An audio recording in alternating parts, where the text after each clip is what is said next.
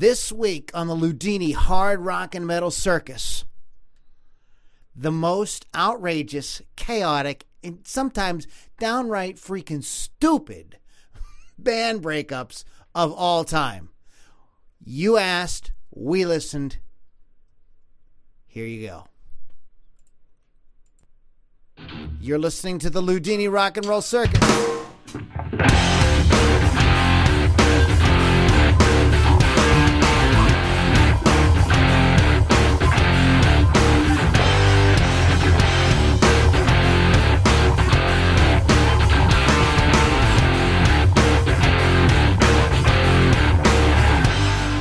All right, everybody, welcome back to the Loudini Rock and Roll Circus. My name is Lou Lombardi, a.k.a. Loudini, and we have a super fun, awesome podcast for you guys tonight. We're going to be talking about band breakups, and we all have our favorite stories, and a lot of these breakups are, they're real, all the reasons are, a lot of them are, the reasons are kind of shrouded. We don't really know, right? There's a couple that have two stories, and there's a couple that are just stupid, and you just want to shake some of them and go, what the hell's wrong with you? Exactly. In my opinion. Right. So anyway, so we're going to be talking about all that. It's going to be a lot of fun. You are listening to Loudini Rock and Roll Circus. We are changing rock history one podcast at a time. I started my theme music before I got to spit out my whole, thang there. So you can go to LoudiniRockandRollCircus.com is our website. Check back often for more cool podcasts. If you are listening live or listening on, not live, if you're listening on Rock Rage Radio, the Rock Rage Radio app or rockrageradio.com on Sunday afternoon, join us live. Go to LoudiniRockandRollCircus.com, get all the info, and find us live. You can check us out on Facebook. We go live on Tuesday nights on Rock Rage Radio. Sometimes the time fluctuates a little wee bit, but it is around the 9 o'clock hour that we usually get started here, although we might be making some changes in the future, depending on how a few things going on, but we'll talk about that later. So it's a lot of fun because the audience chimes in. We goof on each other. We have a good time. We will be having Keith the Hawk Hawkins back in a regular way here very soon. He assures me that he is coming back to stay, at least for a while. So we're really excited about that, but he's got something. He already had a prior commitment this evening, so he's not going to be here. So check the live feed. So check the live feed. Is the live feed bad? It's stopped, I think. Okay. Let's go back and check the live feed. Oh. Okay, so we're going to do it again. Wow. Okay, while we're setting this up, I'm going to restart the live feed on Rock Rage Radio, but in the meantime, let's rock out to a tune. We're going to have a really good time tonight. This is Lou Lombardi's Strangelove, The Killing on the Loudini Hard Rock and Metal Circus.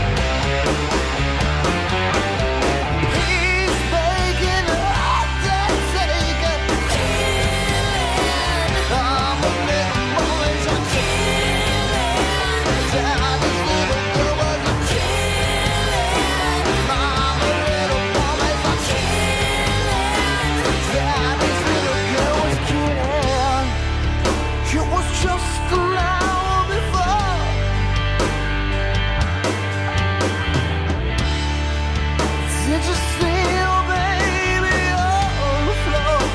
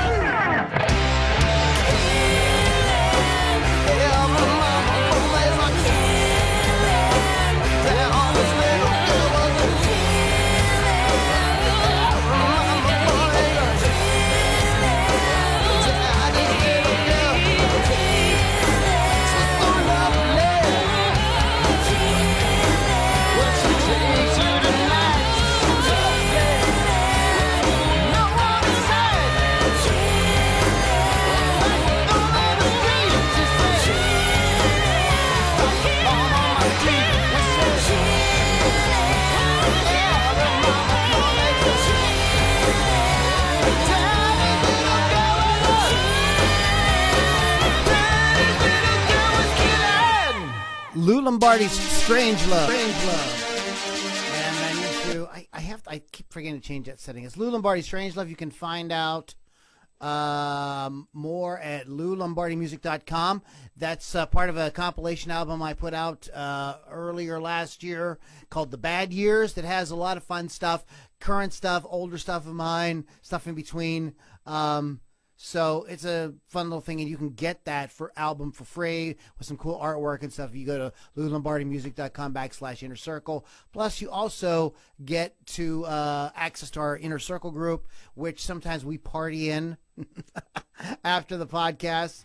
So we have a, it's all about the good times, isn't it, Lily? Every day. Every day. Every day. Have a good time all the time.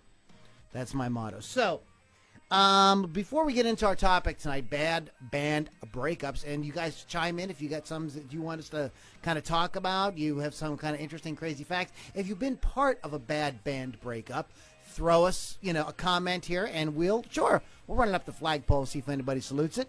I have not been in a band breakup. You have not been in a bad band breakup. We do have Chris Thunderwolf on with Wolf Customs and Dylan Matthews from Florida, and we have Bands and Breakfast from Switzerland.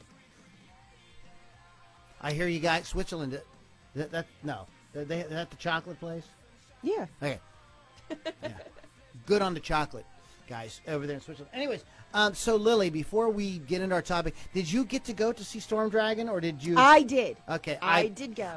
We were supposed to have a snow apocalypse, which didn't happen until Sunday. And so I was like hunkered down, like I had already planned. I started drinking in the afternoon because I'm like, fuck it. So I'm trying not to do that because I said screw it, and and then I'm looking out the window and where's this freaking snow? So and my phone's going off. Don't forget Storm Dragon. I'm like, crap. So that didn't work out. So tell us about the Storm Dragon show. Well, first of all, have you ever been to the President's Pub in Washington? Yes, I have. I have never been there till the other day, and I'm gonna tell you what, that place is beautiful. It's a cool place. I was so surprised when I got there. I'm like, what? It used to be Ernie's Freestyle. Okay. Okay. Anyway, so that's a little. If you're from the Washington County, Pennsylvania area, it might be of interest to you. But never went there either. Yeah, we have a worldwide audience, so let's not bore them with that. Right. Crap. Anyway, so yeah, I got to see Storm Dragon also with Divine Tragedy, who blew me away. They gave me 2 CDs so we can use their music. As soon as I remember to bring that down here. And awesome. Last Will and then Storm Dragon, of course, headlined. They were amazing as usual. They always have great stage presence. Blew me away. Love the venue, even though they're in a little windowsill kind of area to play. But it was awesome. I enjoyed it. I am sorry that I missed it, but I will, you guys keep me in the loop. Jack is a customer of mine at my auto repair place. So, Jack, I apologize, but I definitely want to come and check you guys out soon. And does Storm Dragon have a record? I want to say yes. Because if I don't think they have an actual physical. We'll play. You can send me the MP3s as long as they sound pro. happy to do it. I know I've played them on my show, and what they've given me is beautiful. So I might have to just email you. Send it to me. Yeah, I want to promote them. And they're going to be at the Quiet Riot show on February 1st, and they're opening for Winger coming up. Well, wait a minute. Who's in Winger? Kip and Red Beach. Oh, it's just those two guys? Well, I don't think anyone else is original, but I mean, screw it. Well, I mean, basically, it was the primary members of that band are Kip Winger on bass and vocals, Red Beach, and Rod Morgenstern. Morgenstein? I think that's how you say that. It's Rhoda Morgenstern. No, it's not Rhoda. It's Rob Morgenstein, but Rhoda Morgenstern, right? Anyways, so it's the key players. Yeah, it's important. Is this a Jurgle show? Yeah, okay. Both of them, Winger and Quiet Riot. There's a cool venue here in the Pittsburgh area, and if those of you that ever end up visiting this area, or if you're a band and you're looking for gigs, looking for a place to showcase, you should just email me or Lily, and we'll talk to you guys about that. Depending on what kind of what you're looking to do, there's a lot of cool places. But the place you're talking about, we keep mentioning many times. It's a place called Jurgles, which is a larger-ish kind of club where they get these acts that are maybe like heritage, what we call heritage type acts. Yeah. And it's just really perfect for that. And there's a lot of places to kind of go. That they've got a nice upstairs, they've got a nice downstairs, got a cigar bar, really patio, nice downstairs. They have a cigar bar for the and a full menu for food and whatnot. So really nice place. Yeah. So you might want to talk to some people around here about that if you guys are a fan. So Storm Dragon was good. They were not at Jurgles. They were at the President's. And did you do anything else? See anything else? Or you know what I did Sunday? Slept. That's what I did. That's about it. That's all I did Sunday. A big hangover? And no. But then Monday I had to chip my car from the ice. That was great. Yeah, we had some ice, or as they say in Pittsburgh, ice-and-at. Is that what they say? We had ice-and-at. Divine Tragedies this Friday. I'm going to try to go out to that at the Craft House. So we'll see. Justin Walker's the drummer for that now, from Silk 9, formerly from Silk 9. He's not in Silk 9 anymore? No, Silk 9 has a different lineup now. I'm looking for a drummer. You're looking for a drummer? Yeah, I saw that. Yeah, so hit me up if you're a drummer. We need a drummer. We practice in the Greenfield area on Sunday afternoons. So Jared and I are ready to take it to the next level. So kick some butt. Let's we're going to talk about the band, these breakups here, but I want to. There's been a couple of things that I got to get off my chest here. Van Halen, which we're going to be speaking of breakups. We're going to be talking about that. That's a confused band. Those guys. Yeah, I mean, they're more confused than Caitlyn Jenner. So thanks, they'll be here all week. But they have not announced anything. Nothing has been announced. Yes, there's some DJ in Chicago saying that somebody told him something, and some guy called into the Eddie Trunk show and says some friend of his that works for Live Nation told him there's going to. We know nothing until they formally announce it. Don't worry about it. Yeah. We don't know anything. Okay. But the reason I'm bringing this up is the reason I'm bringing this up is this. And this is just how my goofy mind works. I'm kind of conspiratorial. And this is something I might do if I was Van Halen, which I'm not Van Halen. And what I might do to see how much interest there was, I might start planting stories around the internet that I might tour. To kind of see, because there's a couple of balls in the air here. Because it's not just, Van Halen might tour. It's the original lineup with Michael Anthony. And so I'm kind of wondering if they're throwing this out there to see if they want to go through the whole pain of dealing with a tour. Of dealing with each other. And each other. And making up with Mike. Because Mike, is a disgruntled former member of the band. He's not there wasn't a real kind of happy parting of ways there. So I kind of wonder if maybe they're kind of putting this out there, peppering people, getting people maybe kind of psyched up about it, and B, kind of sending out some feelers, like how important is it that we bring in Mike to people? And I think that is like, he's a freaking bass player, and a lot of times people go, it's just a bass player, but not in Van Halen. He's not. First of all, he's good. He's a big part of the vocal sound of the band, huge part of it. I think that, you know, a few years of Wolfgang in there made people realize what a great musician Michael Anthony really is. Are you a Michael Anthony fan? Bass player. You don't care. I don't. Wow. Well, bass and players. I usually am all about the bass player Nikki Sixx, obviously, but honest, I don't care. I mean, it'd be cool to see the original lineup, but honestly, it's like neither here nor there for the bass player with me. Well, so I'm just kind of wondering because it's so easy now to plant a story on the internet, and especially you've got guys like me and Eddie Trunk and different Ultimate Classic Rock and Loudwire and everything like that. We're just like love to talk about this stuff. So that's my conspiratorial mind. Now You should just do it. Now I want to bring up something else, because Greta Van Fleet played Saturday Night Live a few days ago. And I was at Storm Dragon. And you were at Storm Dragon. So what I'm going to do real quick is until I get an ASCAP license, I said ass, an ASCAP license, I can't play, I don't think I can play Greta Van Fleet even from Saturday Night Live without getting the video blocked. So I'm going to just go ahead and I'm going to show a little bit of the video footage. Can I share my screen? Let's go with this. Nope. Where's my screen? What is going on with the clothes? Yeah, I know. Hold on. Let me find the screen share here. That's good.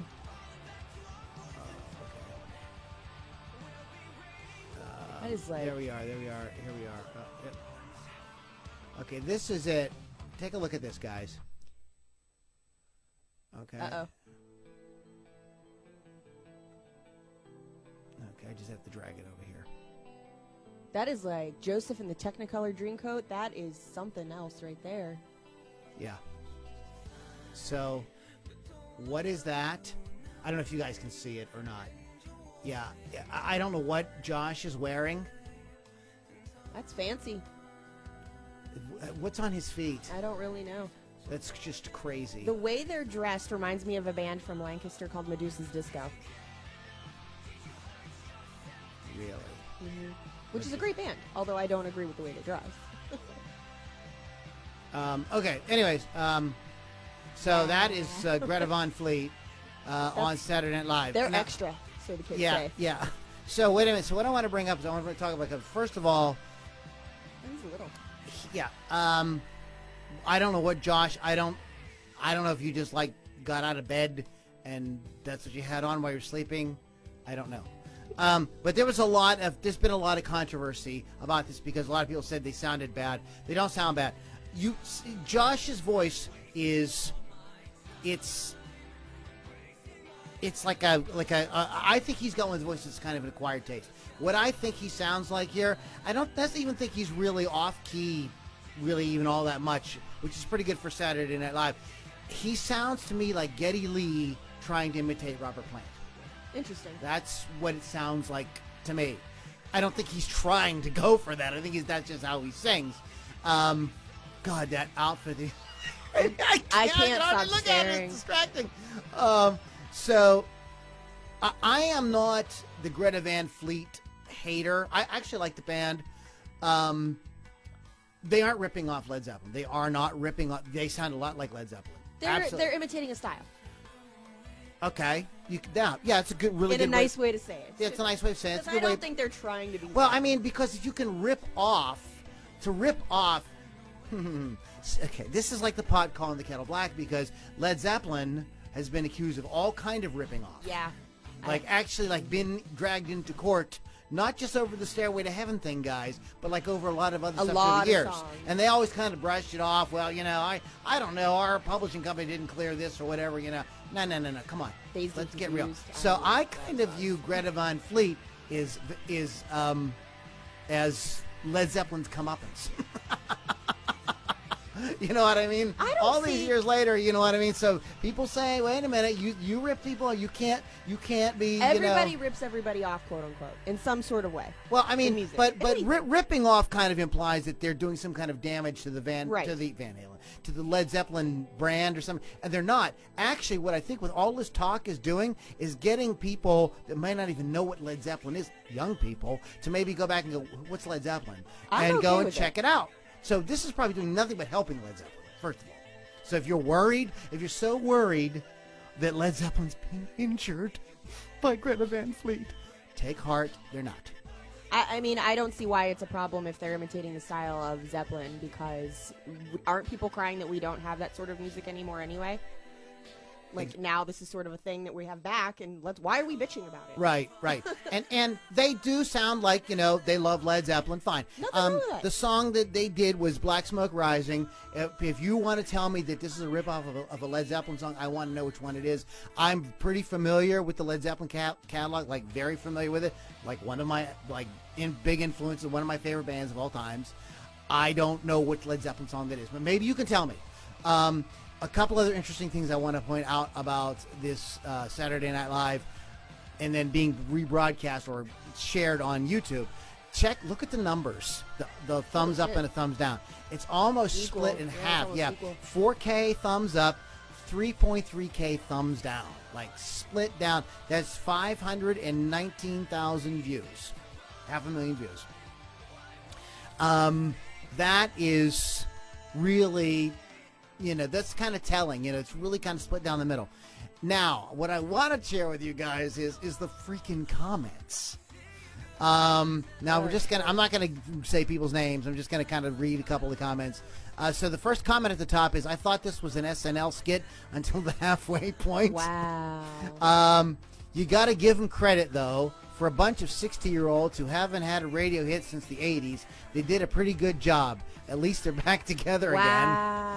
The singer looks like Shrek when he became a human. Yeah, I can see that. Well, that's a legitimate thing. Finally, SNL made me laugh. We're not just ripping on the band, we're ripping on Saturday Night Live. Why does the singer look like that one middle-aged aunt who thinks they're cool because they do yoga and have Facebook? Hey, I'm going to become that one. Stop that. Oh, my goodness. They look like actors playing Led Zeppelin on a Lifetime movie.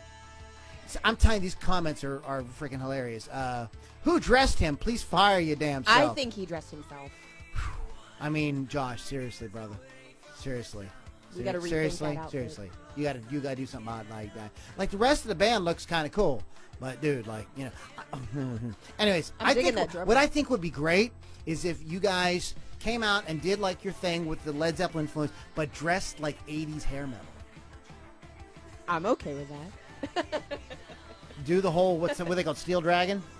That's what they're called? Are you talking about the movie? No. The band. Come on, help me out here. They're kind of Steel Panther? Steel Panther, yeah.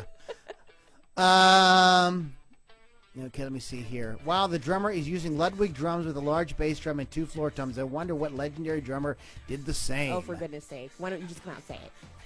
Stop that. Oh, God. Bit of an, somebody here has a kind of this guy must be sort of a fan. He's like, bit of an off night for the band, I must admit. It's live. Sometimes it's hard. Yeah, well, there's a history of bands, really good bands that sound like shit on Saturday Night Live. Now, here's what I want to say to all those people and all that stuff. Well, first of all, I would imagine that most of these people commenting here are at least 40 years old and over. I would imagine most of the people that gave it a thumbs down are probably 40 years old and over. You guys do people over do 40 not know how to use YouTube? Yes. You guys are hearing it with old ears. To people in their late teens and early 20s, this sounds very fresh and very exciting and very different, and they're really into it. And don't we? We've been always complaining about, music. It's just made on a computer. All kids listen to is hip hop. Yeah, so you got young people standing up there playing guitars, and for the most part. And if you want to say, well, Josh sounds a little out of tune in places, well, guess what? I guess there's no auto-tune, and I guess he's like actually singing and not lip-syncing. Hello. Hot damn. So, yeah, I mean, come on. Okay, I know there was just a article out where Josh is like, I'm tired of the Led Zeppelin comparisons, but Josh, seriously, you sound like a lot like Robert Plant, and your band plays music that sounds a lot like Led Zeppelin, so you're going to get those comparisons. It's kind of a compliment. You know what I mean? So do something, if you want to sound different on your next record, take it in a little bit of a different direction. But I wouldn't say change it up too much because they are very famous very, very quickly. So I would say don't fix what ain't broke. Exactly. I think it's fine. Oh, here's a comment. Now, I didn't even see this comment when I wow. said before, but somebody actually said they sound more like Rush than Led Zeppelin to me. So which is what you just sort of See, said. I thought I was all stupid and everything, but apparently I'm not as retarded as I thought. What the hell are they wearing? Yeah, the clothes, man. The clothes are bad. Stop with the outfits. Get a stylist because that just was bad. Stop. What? Is this a skit? Yikes, terrifying. So, somebody here's somebody. Oh, come on. This wasn't that bad. They're just kids, keep in mind. Do they sound a lot like Zeppelin? Sure, but the band is still young. They'll find their sound. And that's basically legit. it. And there's also a great commentary from Eddie Trunk this week about this. Go check it out. He basically says what Lily and I just said about it. I just say get off the kids' back, because if like every time young people get up and with guitars and you're going to say, oh, they sound just like Deep Purple, they sound just like Creedence, and they're ripping this person off, you're going to discourage kids from playing rock. I taught guitar lessons for years. When my students wrote a song or whatever, I did everything to encourage them to like go out there and make music, because you guys got to carry it on. We can't do it forever. And rock needs young guys like Greta Van Fleet. So while now they're not perfect and there's some problems with it, of course. Again, they're kids. Yeah, they're kids. Give them a chance, man. Come on. So anyways, I just wanted to talk about those two things. We're going to play another band, and then we're going to come back, and we're going to get into this bad band breakup. So we're going to talk about comments from the lovely audience out there. In the meantime, this is Toxic Zombie, Stranger Things on the Loudini Hard Rock and Metal.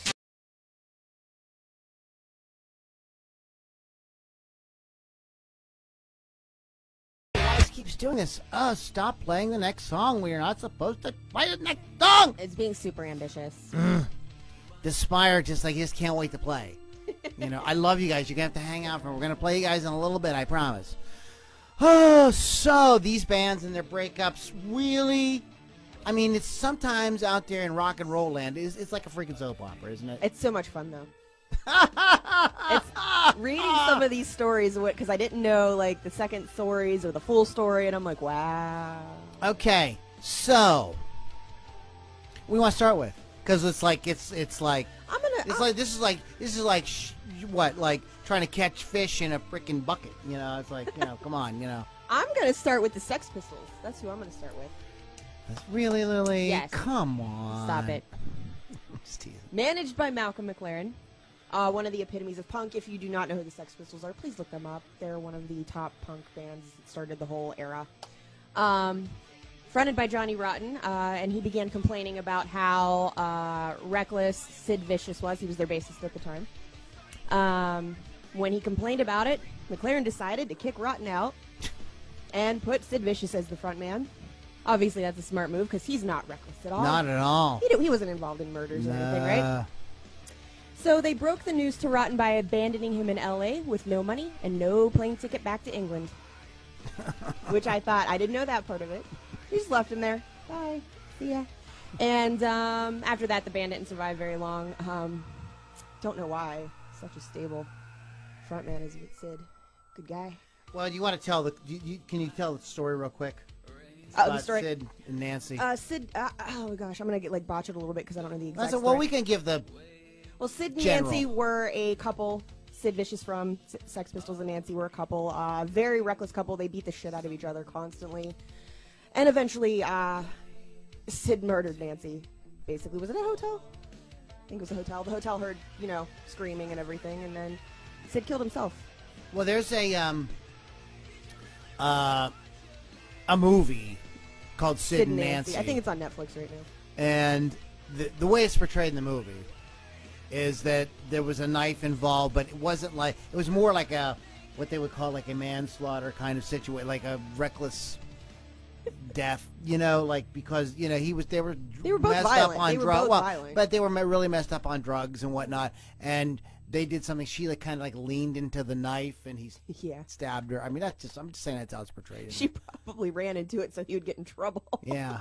I'll fix your ass. Yeah, well, she was so high. I mean, come on. Oh, goodness. So, yeah, that I didn't know that they left Johnny Rotten behind. That's how they told him he was out of the band, basically. And then, of course, the band didn't last after that. Well, that's like this is the kind of opposite story. Now, this isn't a band breakup, but this is a guy leaving the band. Is Jeff Beck. He's known to be very he's like me. He gets easily bored. And they were touring across the U.S. with the Yardbirds, and when they got to L.A., like the L.A. scene was just too tempting for Jeff, and there was just too much partying and too much fun going on, and he just wandered off, and just I didn't know that. Never showed up again. I did not know that.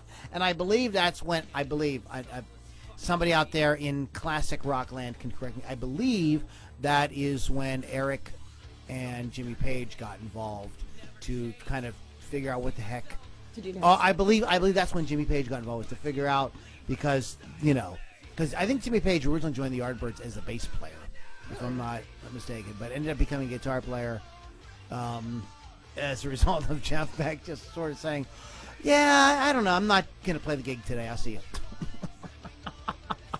But anyway, I'm done. well, it's like Bob Welsh from Fleetwood Mac did the same thing. Just no, we're done. Yeah, we're done. Bye. Because the guitar player, really fit, Peter Green, he flipped out. They gave him bad drugs, and he flipped out, and so they got Bob Welsh in there, and Bob Welsh just, from what I understand, it ran off with Children of God or one of those cults, one of those things, and said, I don't, I'm done with music, and they were like, we're on tour. We got to do this. Yeah. So anyway, so go ahead. So I'm just going to interject. I'm going to let you carry this, but I'll just interject as we go. So what else you got, Well, girl? while we're talking about punk, I'm going to talk about The Clash next. This is a little different. They did have creative differences, and there was some drug abuse involved in the band. Wait a minute. Not wait in a minute. bands. You cannot have. There's no such thing as drug abuse in rock. That does not happen, Lily. Now I'm going to demand that punk, so I there you call go. this fake news. You call it what you want to, buddy. Stop that. Well, anyway, the band, who was a band for 10 years, decided that being famous, and they were one of the most famous punk bands in the world, was not punk. So they just said, we're done. We have to stop. We're not famous. They had just signed with a major label. They were touring. They had great. They got a big radio hit on the radio with Rock the Casbah and Should I Stay or Should I Go? And I think there was another. It was Train it was Bane. hit after hit after hit. Yeah, they did get on the radio. And like some bands do, they're like, we don't want to be famous. It's not cool. Well, I think also with the Clash is you had two really good songwriter visionaries in the band, and they did want to do solo. Yeah, and that can really fuel a band in the beginning, but then it can become tear a band apart. Yeah, they can also ultimately tear a band apart when you have that. So yeah. Yeah, so they just are like, it's not cool to be this famous, so we're just gonna go do our own thing. I'm sorry, I don't understand that. We're just too. Because you're not punk. Punks. If you were punk, that's right away. I don't care. You're making money. They don't care. Well, no, punk is about anarchy. That's why the song "Anarchy" in the UK is like, no money, it should be total. They look at money as the problem, and there is a certain amount of truth to what you're saying. So just anyway. So what else? What else you got, girl? Well, we're gonna go to Blondie next, since it's next on my list.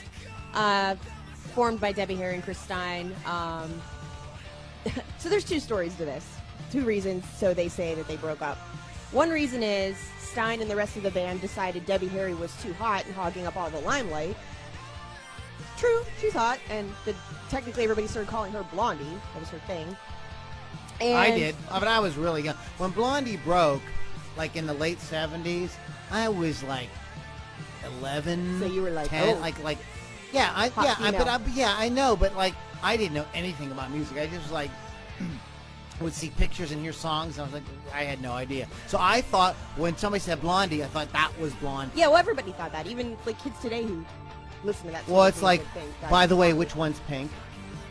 Right. And people thought, you know, which one of you guys is Leonard Skinnerd? Which one is Aerosmith? I've heard that before. I hear Aerosmith, that cool guy. Stop that. First of all, go sit down and be quiet. You don't ever speak again. Anyway, so one of the things I read. This is not a democracy.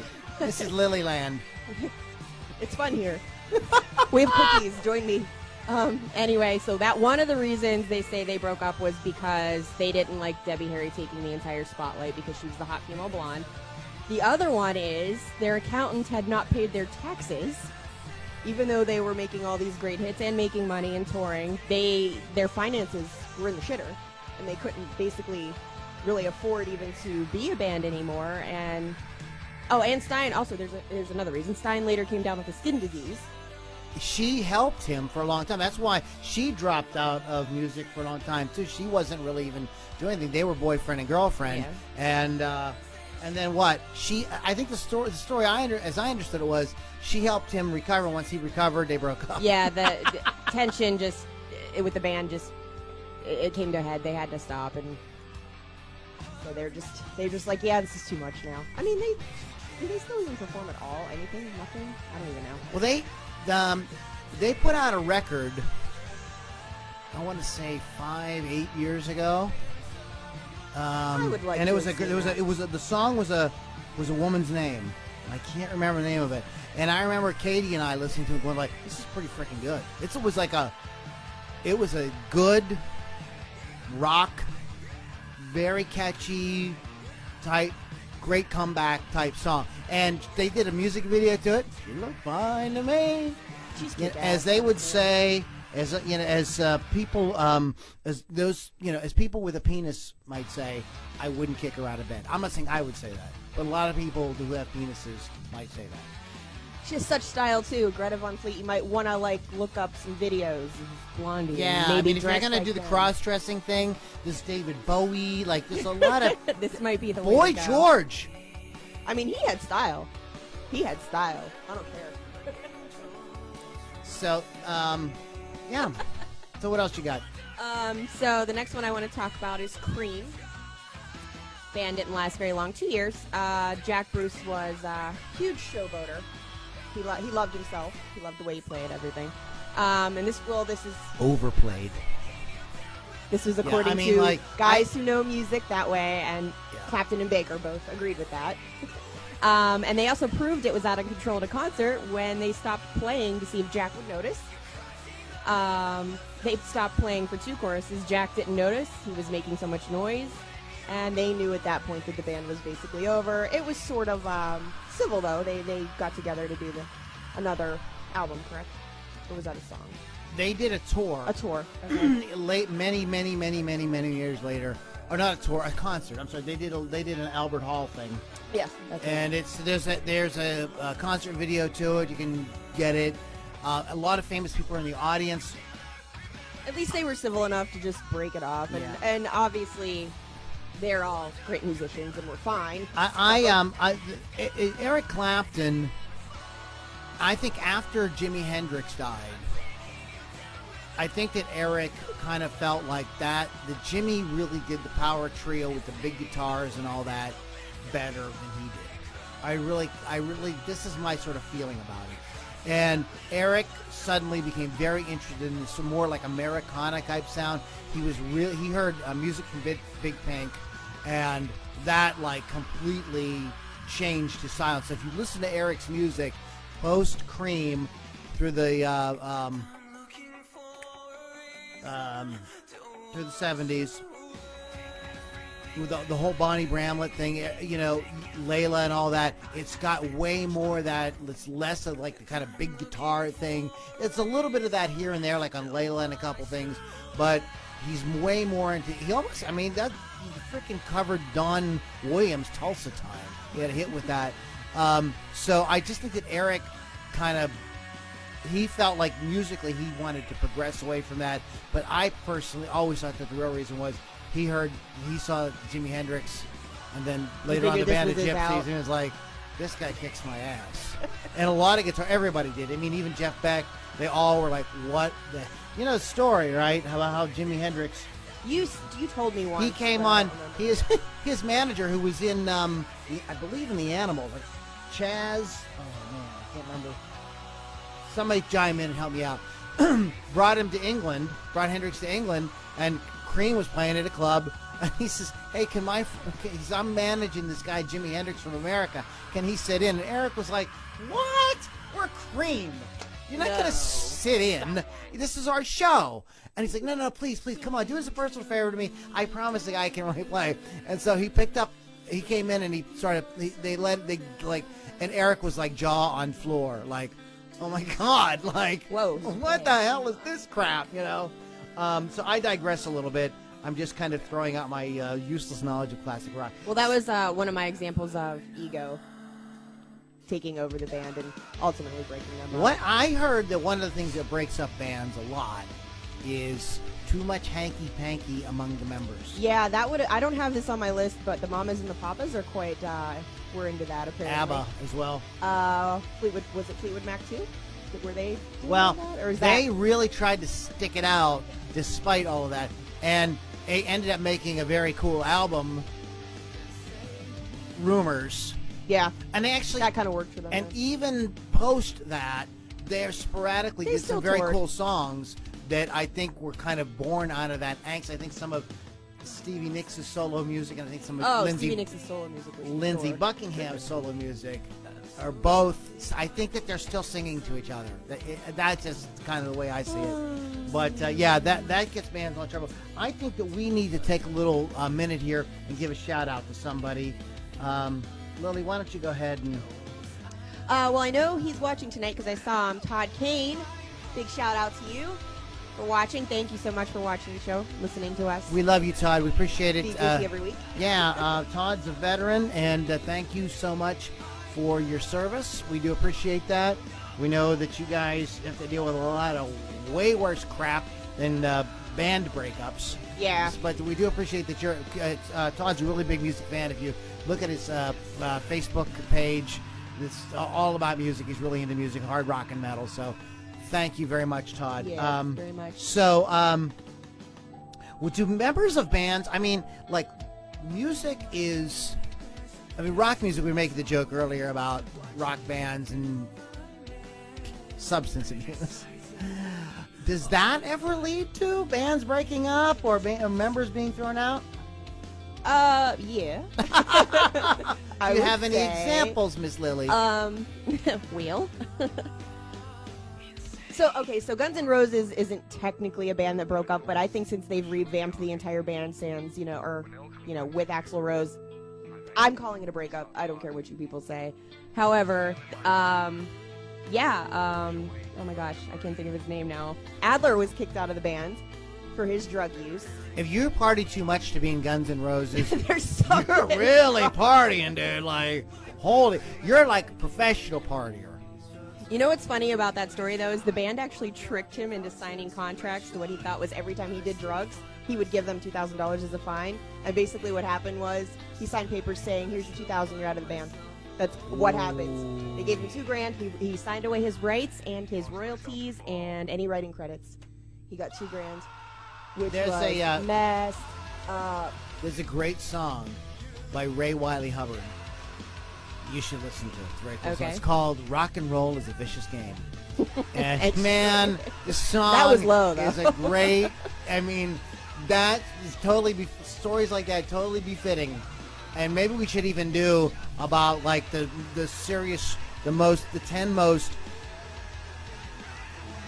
brutal butt that have happened in rock. Well, That might be a good on top podcast. With Guns N' Roses on top of that, Axl actually forced the rest of the band to sign over the name rights, the name Guns N' Roses, before he would go on tour for Use Your Illusion, and they did it. And that's why he owns the name of the band, and they don't, and he basically crybabied his way into getting what he wanted. Do you have anything about Pink Floyd on your list? I do not. I did not write about Pink Floyd. Or do you have anything about Styx? I do not. Okay. Do you want to talk about Styx? Well, I think that I think one of the most jacked up breakups ever, and even the rest of the band is scratching their heads at this, and this is the David Gilmour Roger Waters feud that today is still raging.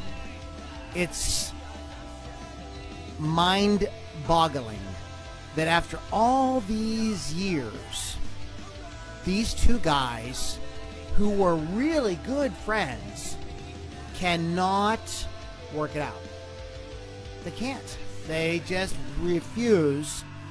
I listened to a great program. Oh, this is a long time. Excuse me, I belched right in the microphone. About 15 years ago on NPR, where David Dye, if you don't know who David Dye is, he has a great show on NPR. He used to called excuse me, not All Things Considered. You're brain farting today. Brain farting, senior moment, man. Oh, please.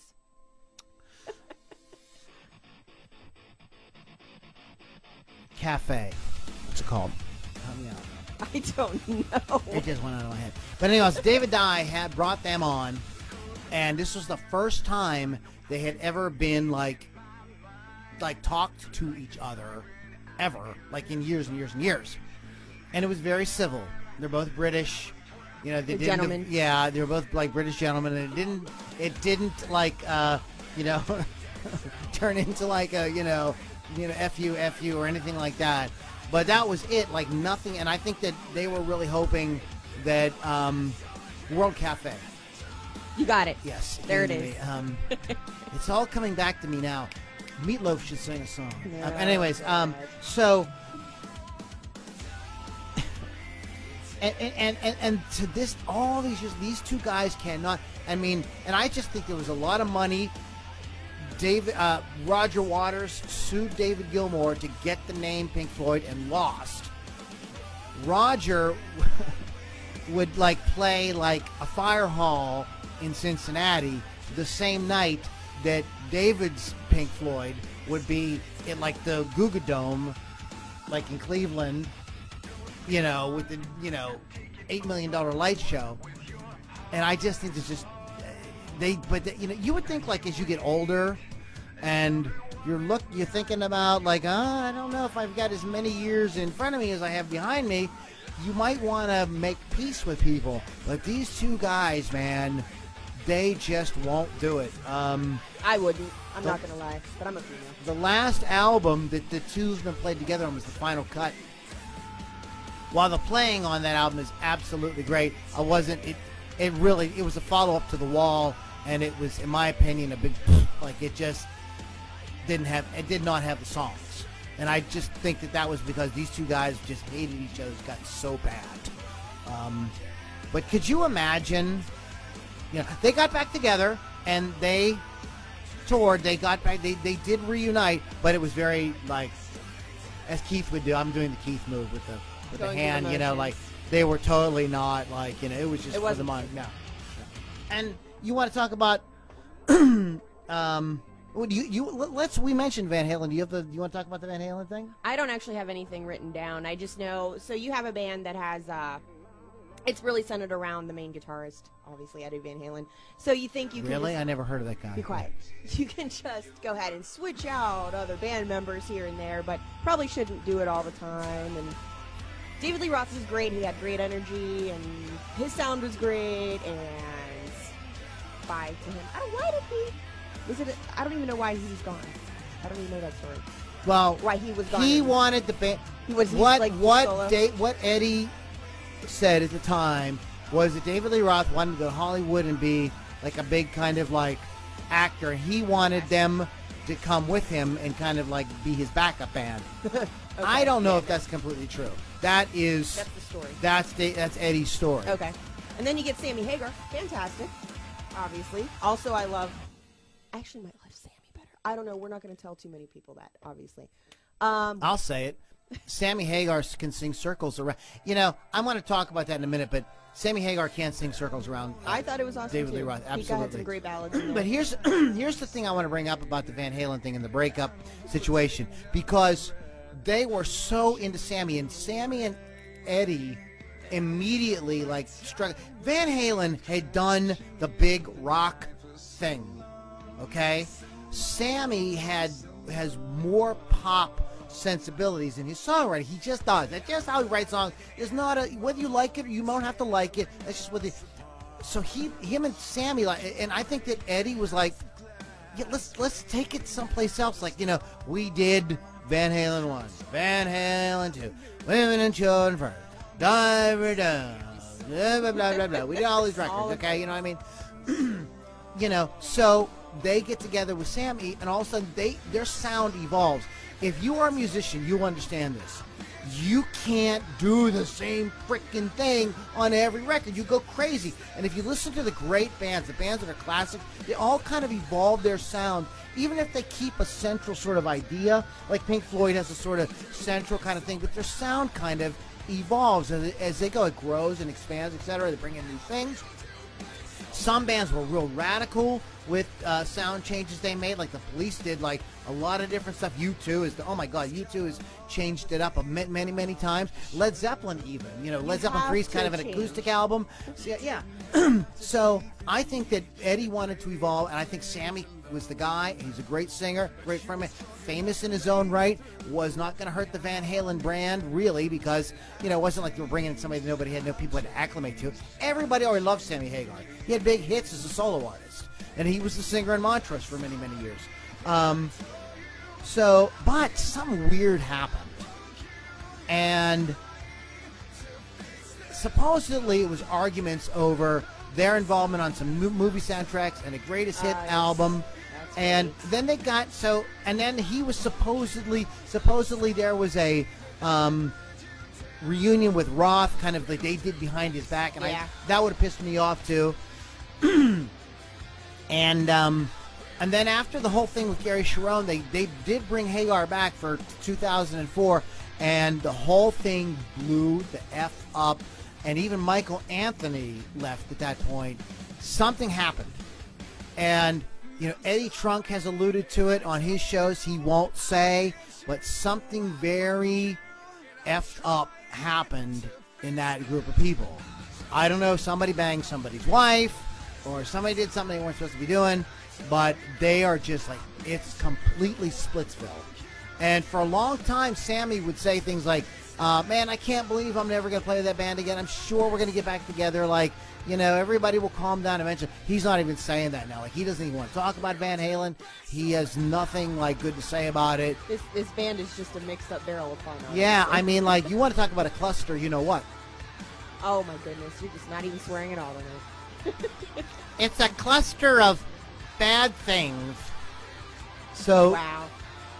It's like, this is what I was trying to get to a little bit earlier, was like, sometimes the reasons for these breakups are kind of cagey. Like, and you don't know all. We don't really know everything that happened. I mean, we know what they tell us. We know what they tell us. They make an announcement because they've got to say something to the fans, and they say what they say.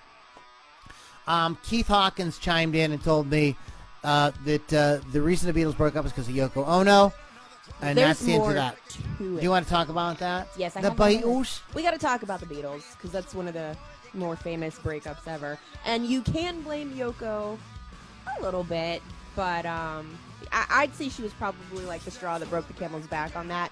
But they all went to this like little trip to India and everything, and you know, to get centered.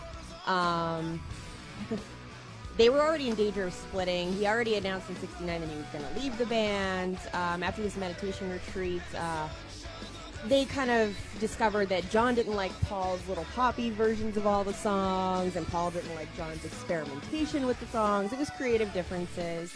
And George Harrison was becoming a stronger songwriter as it progressed, and actually he was my favorite Beatle.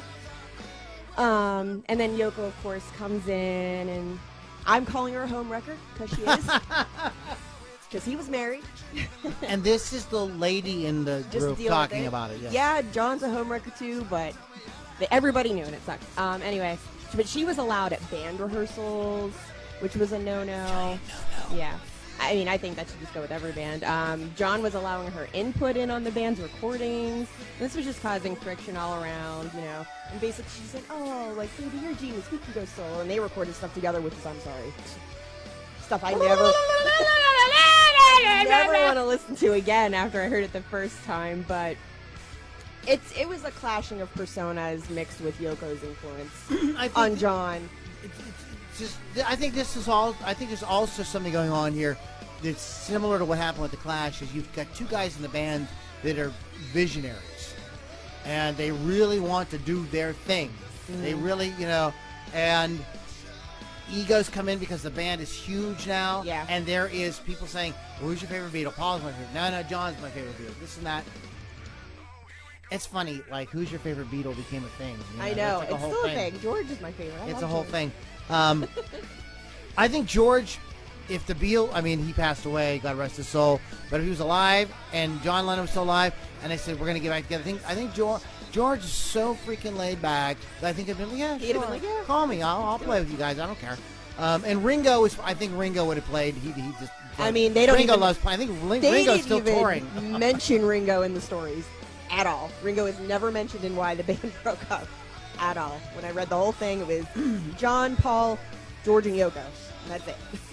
the bringing your wife / girlfriend or whatever to the rehearsal and let her. Unless she's in the actual band, it should not be a thing. Any guy that I have dated that was in a band, that was a rule. You do not bring your girlfriends / wives to the rehearsals. Or if you do, they go upstairs with the other girlfriends and wives. And they go and have coffee or drink beer or do whatever they go hang out, and you guys got to do your work. That is a distraction. I mean, and it doesn't matter if it's boyfriends. So if you're a female and you're in a band, you don't bring husbands and boyfriends in either. Stay at home. They've got to go do their own thing. You've got to, you have your vision. You've got to focus. It's work. It's a job. But I think that sometimes what happens with artists is, especially people with a combination of a massive amount of talent like John Lennon and Paul McCartney, and a massive, not just talent but skill. I mean, these guys have been honing. They've been writing songs for a really long time. They know what to do. They struck a chord with the world. They knew what they were doing. Okay, so imagine you are in a band that revolutionized not only music, but the culture, changed how people think about the world, revolutionized sex, everything. Now you're going to be a little tempted to get an ego. If you did, you wouldn't be normal if you didn't get a bit of an ego over that. I mean, come on, right? That's just that's just. So I think you mix that with the sort of natural drive to want to kind of control your own music, and this is what ends up happening. What happens. One of the biggest bands in the world. And I think that as much as I love John's music and Paul's music solo, I personally, for my money, they were better as a team. Yeah. The fact that they kind of reined each other in a little bit, and there was that sort of push back and forth on, which direction the song was going to go in, I think really added to what ultimately what they created. It's my opinion. I could be wrong. You could be. I could be. Any other band breakups you want to talk about before we play Despyre? You want to talk about my favorite? I mean, this is the last one. This is your last one, your favorite. Let's hit it. Okay, this is my favorite one because the story is so ridiculous it makes me insane. So I'm talking about Oasis. Okay, it's not a band I'm really a fan of. My sister is. A lot of people are. I guess it's a 90s thing. But, okay, these are brothers, actual blood brothers, who hate each other. So 2009, Noel stated that he canceled a gig at V-Fest, and it was due to Liam having a hangover, which was a complete lie. Liam was actually sick. This is adults, adult males. I don't know why I'm surprised. He had laryngitis, though, and Liam sued Noel for lying and demanded an apology. Noel later apologized and said the suit was dropped, and then They got into a fight backstage at another show. Liam threw a plum, I guess. I don't know what that's all about. And wielded Noel's guitar like an axe. Brothers, males, adults. Tours canceled along with another festival. And then there was the thing stating the band does no longer exist. Who said this? Noel said it's with some sadness and grief, or great relief, that I quit Oasis tonight. I simply cannot go on working with Liam a day longer. In 2010, they actually won an award for Best Brit Album of the last 30 years at the 2010 Brit Awards. What album? It did not say, so I don't know. Liam collected the award alone. He thanked every other member of the band but his brother, and proceeded to throw the microphone and the award into the crowd. I'm sorry, Mommy should have been on tour with both of them. Liam in this corner, Noel in this corner. You guys are going to perform and make money. Shut the hell up. You guys are adult males. Stop it. If you can't, obviously this has stemmed their whole life. They can't have possibly just started this when they started a band. If you can't get along, you don't work together. Well, brothers in bands have had problems. I know. There's stories of the Davies brothers getting into fistfights on stage. I know. The Everly Brothers. Yeah. So I know. I get it. Maybe if The we Wil- should work together. My sister and I fight all the time. the Wilson brothers from the Beach Boys It's wanted to kill each other. so ridiculous to me that you're going to act this. You're going to sue your own brother because he lied and said you had a hangover. Oh my God. Do you know how many times I'd be in trouble if my sister and I were in a band and she said I was having a hangover and that's why I'm not at the show? I'd be fired a long time ago. Never been in any show. Wow. I That's all I want- have to say to that. It was my favorite one to read. It was my absolute favorite That's one to a read. really great story. I want to mention a couple of things that I think are kind of interesting. A couple of band breakups I think are kind of interesting. I think we would be remiss if we didn't bring up the biggest one is Led Zeppelin. If there ever was a justification for a band saying, "Look, we're done. We can't do this," and I think that is Led Zeppelin. I absolutely agree with that breakup. That band, if you ever had to, I mean, yes, there was some unsavory aspects, Mudshark, about the band that they lived in that era of 70s excess, what have you. But when your dear friend, I mean, John Bonham and Robert Plant were very, very tight. They were very, very close. They were very, very good friends. And Robert was just like, I just do not want to perform without, it just felt terrible to him to do. I think that's totally legit. I think that was a great reason to actually call it quits with the band. I don't think they should have continued it. Yeah, and I think that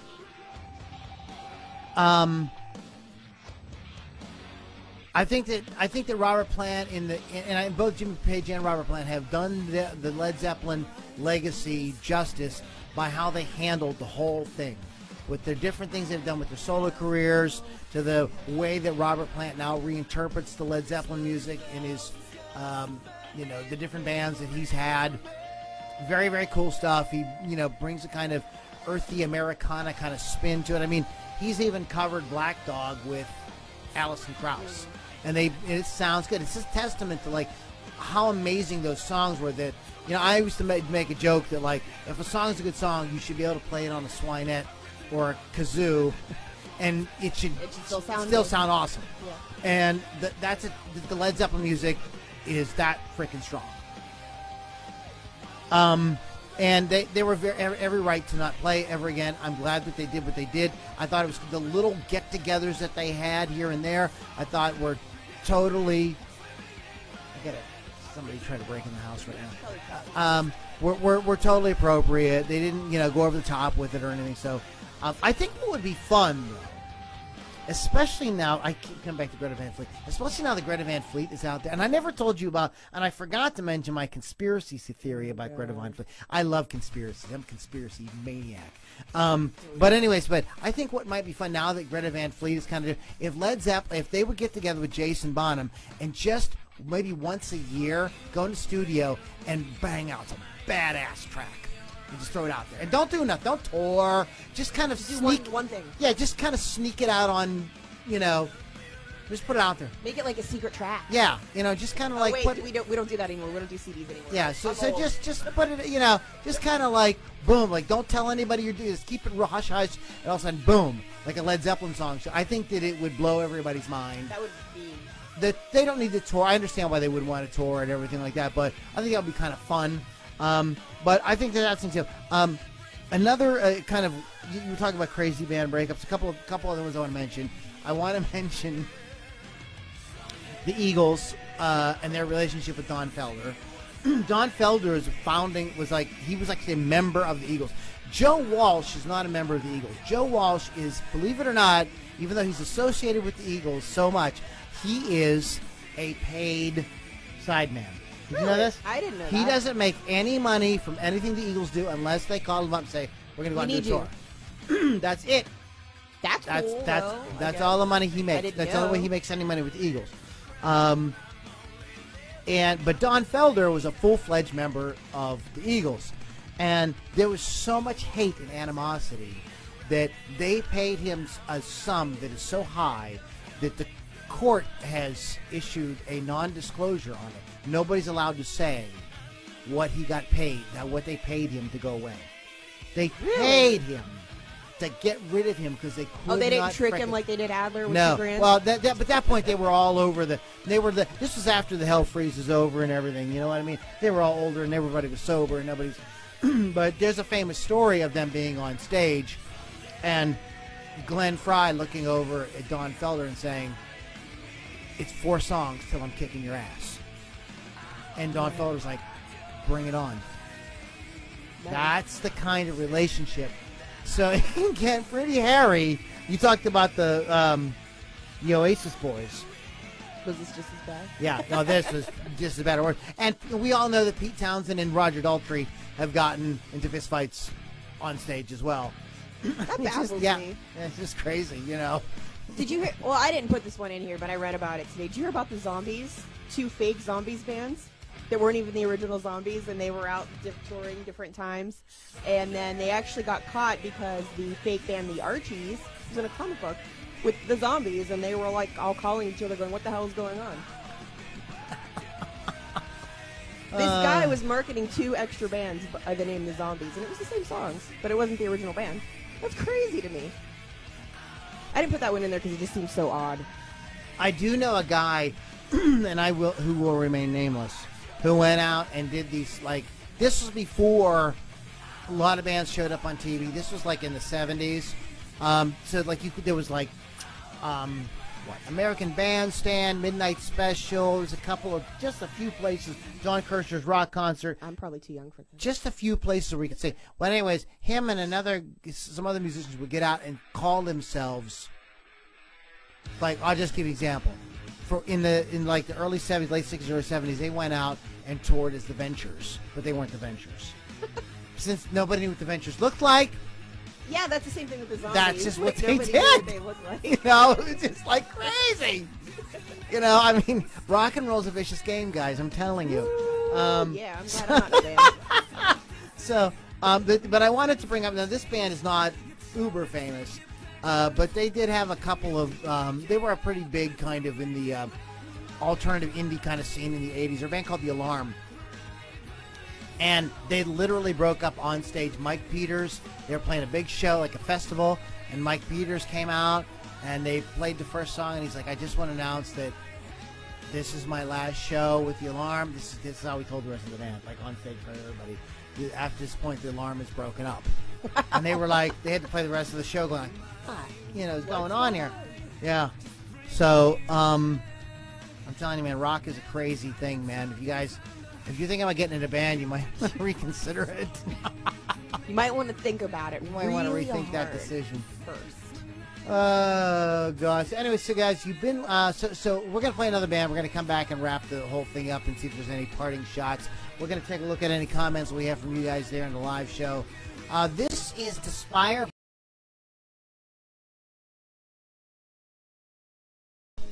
I just think they kick butt. DESPYRE.com. They're awesome. Just a really good. You know that band. Where are they from? They from this area? New York. New York. They're from New York. So they're New York City. They are. I went to see them to cover them for Rock Rage Radio, and I did not know what I was getting into because I'd never heard of them before. Oh my god, I fell in love with them like instantly.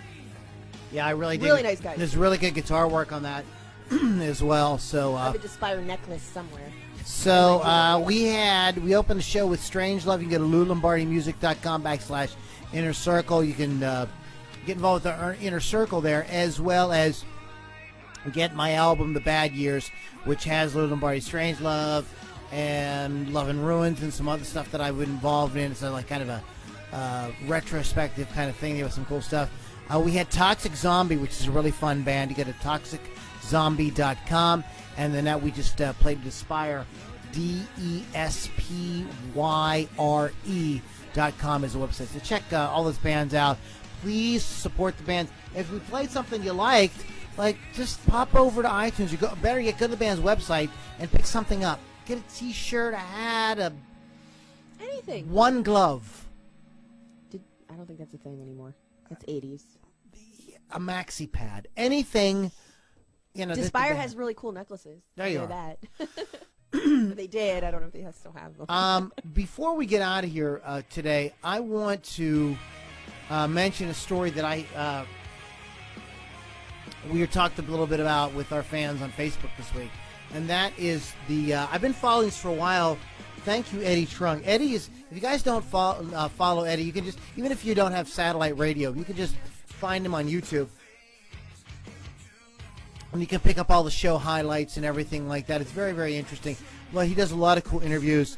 But there is I've been following this story through Eddie Trunk for a while. But Lee Kerslake. Now, if you're not familiar with that name, a lot of people aren't, because a lot of people believe that Blizzard of Oz was performed by Randy Rhoads and Tommy Aldridge and Rudy Sarzo and Ozzy Osbourne. It was not. Ozzy and Randy, of course, but the bass player and the drummer on that were was Bob Daisley on bass and Lee Kerslake on drums. That was the band. The band was to be called Blizzard of Oz. The album comes out, and it's titled Ozzy Osbourne. The title of the album is called Blizzard of Oz, and everybody had a giant kind of like, what? Really? That's what you're gonna do?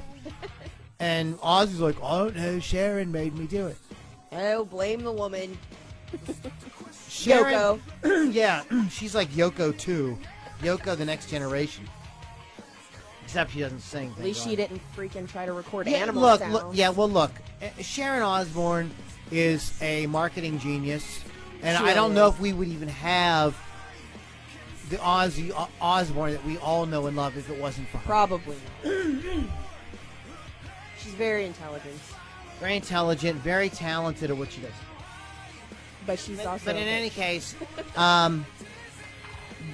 Bob Daisley and Lee Kerslake have been owed money, and there's been lawsuits. And to get out of paying them, I don't know if you know this, but Sharon put together a project with a different bass player and a different drummer, and had them go in and re-record Kerslake and Daisley's parts, and they released it as a sort of like updated version of Blizzard of Oz. Wow. It still has Randy Rhoads on it and Ozzy, and fans just were not into it.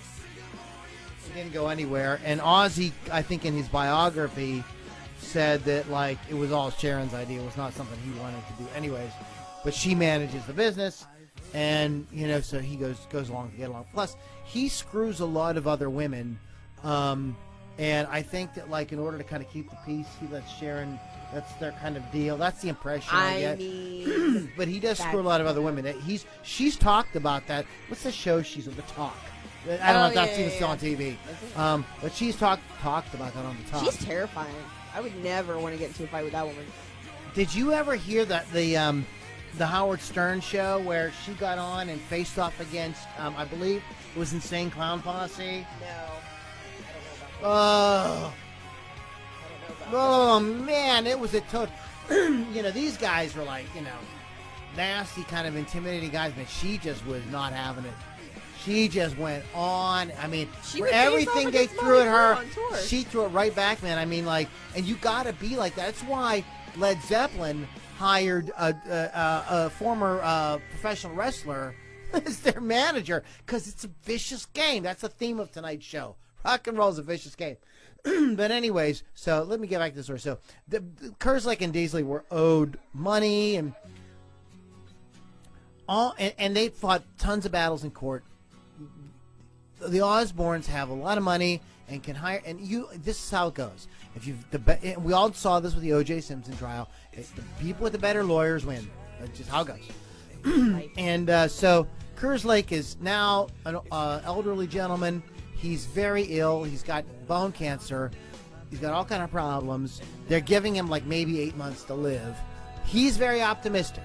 There's new treatments. Apparently, bone cancer isn't necessarily a total death sentence like it used to be. There is treatment. I mean, we live in an amazing world. But in any case, there's a great interview with Lee on YouTube if you guys can check it out. But in any case, maybe I'll put a link up to it as well. But finally, this past week, because all he was like, he's like, I'm dying. All I want is the platinum albums. Just give me my platinum albums. I never received the platinum albums for Blizzard of Oz and Diary of a Madman. Can you please send me those albums? And it was so finally he got them. That's and there's a super photo. sweet. There's a great story about it. If you guys follow me on Facebook, you can see that. It's this very sad story. Not all rock and rollers burn out. And some of them just get sick and they're regular people. And they have regular problems. Lee is one of these people, so we wish Lee all the best, and I would love to see him recover. He's got an album coming out. Oh, that's It fun. might come out That's posthumously, but it is coming out. So he's got an album coming out too. So we'll keep you guys up to date on that. But I just wanted to mention that because Keith and I have talked about this like privately many times. We would have conversations after the podcast. We would be listening to music and talking, and eventually, an Aussie song would come on, and the story would come up. So We brought it up about a month ago. yeah, we bring it up before, yeah. So anyway, I just wanted to kind of throw that out to you guys. That Lee has got his platinum album. So God bless you, brother, and we wish you all the best. Lily, any parting shots you want to talk about? Any comments? We have a lot of people chiming in tonight. A lot of it was about the closed band practice from girlfriends, boyfriends showing up. Oasis got into fist fights a lot. Mommy's Little Boys, even though they're 60. Robinson's Brothers of the Black Crowes haven't spoken to each other. Oh, that's a good one, so yeah. I didn't think of that. That's actually from Lance. That's about it on the comments. But we did have a lot of watchers tonight, so that was... I did miss some of the comments because they do disappear after a while. I apologize. Yeah, we were just really going. It was so fun. But we have Chris Thunderwolf, Tim Paul, Bands and Breakfast. Keith Hawkins is on, of course. Watching here and there as he's not doing his thing. And Jonathan Sula. And I did see other people, but I'm sorry if I missed you because, again... Facebook doesn't like me to see things after they don't after a while, it goes by. So we're doing a live feed, so we do appreciate Anybody it. who did watch, thank you. We're going to have to do in the future, Lily, is we're going to have to just periodically, just kind of maybe remind. I'm going to do screenshots of them, I think. Yeah, do that. That's a great idea. And then, we can even stop periodically and say, talk about comments or thank people for watching. Yeah. Sorry, we were kind of like diarrhea of the mouth tonight. Hey, we were into it. Yeah, it was a fun topic. It's always fun to watch people crash and burn. It's kind of sick, but we like watching that. So tonight was a little bit of tabloid journalism, if you will, with Loudini Hard Rock and Metal Circus. All right, we'll go ahead and plug your show, babe, and anything else you got coming up or any shows you're going to. All right, so listen to my show Thursday nights, 6 to 8 p.m. Eastern on Thursdays. It's Hot Licks with Lily 6, Rock Rage Radio. Download the free app or go to the website rockrageradio.com. Super easy to find. Super. Shows. I'm hopefully going to see Dirty Confession on Friday. That's a maybe up in the air. As far as shows, where's that? That is going to be at the Craft House. I say it's Brentwood. People argue with me. So South Hills area.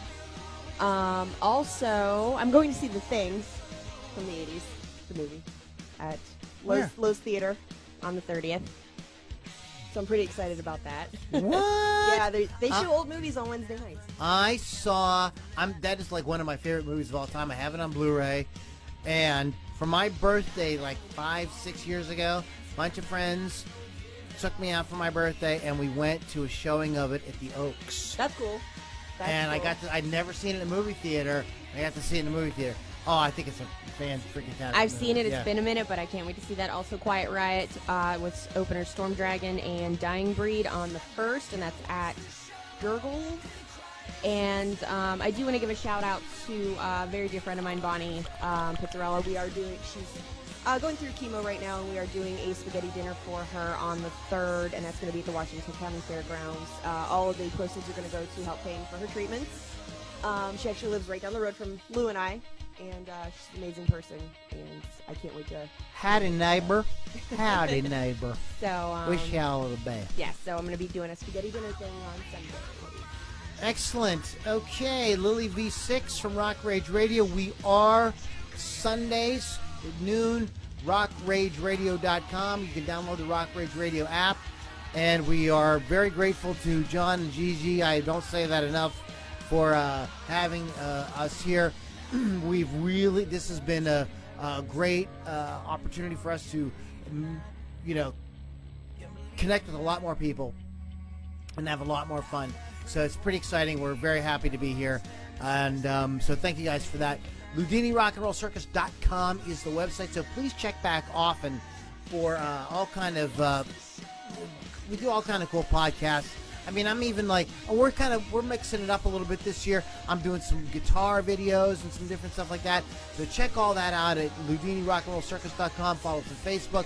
Follow us on YouTube. We're all over the place. If you are a hard rock, let's put it this way. I'm going to go this way. Rock, hard rock, heavy metal, or rock and roll act, artist, get in touch with me because I want to promote you. That's what we're all about here. One of the things that I'm doing as a musician that's a little bit different than a lot of my buddies is like, I'm not just like putting my own stuff out there. I am here to bring everybody. Let's get together. Let's all party together because there's a lot of great music out there. And I want to bring fans and bands and artists, everybody together. And let's just have a great time. Rock isn't dead. It's just, we have a different scene today. People pick and choose what they want to hear. They go to YouTube or Spotify and like make their own playlists and stuff. Nobody's just like turning on the radio and like, talking about it around the water cooler the next day. It's all, we're doing things a little bit different. So we need a place to hang out. We need a place to get together, to congregate. And that is one of the reasons why I started the Loudini Rock and Roll Circus. So please hang out with us. Please give us comments. Don't be afraid to throw instant messages at us or emails. Please be cool. We have a young lady on the show with us. She doesn't want wiener pics and stuff like that, okay? Seriously, because you know what? I'm just going to send one back. Quite honestly. Hers is probably bigger than all y'all's. Oh, it is. So anyway, you can check everything out at LoudiniRockandRollCircus.com. We're going to pop over to our private group for a few minutes and do a little post-podcast convo and talk about maybe what we might want to talk about next week. Keith, if you're around, we're going to be over there, so jump in. You can just jump on Zoom. You know the thing, and we'll be over there doing that. So, all right, guys, thank you so much for hanging out with us, and we're going to catch you guys all on the next Loudini Hard Rock and Metal Circus.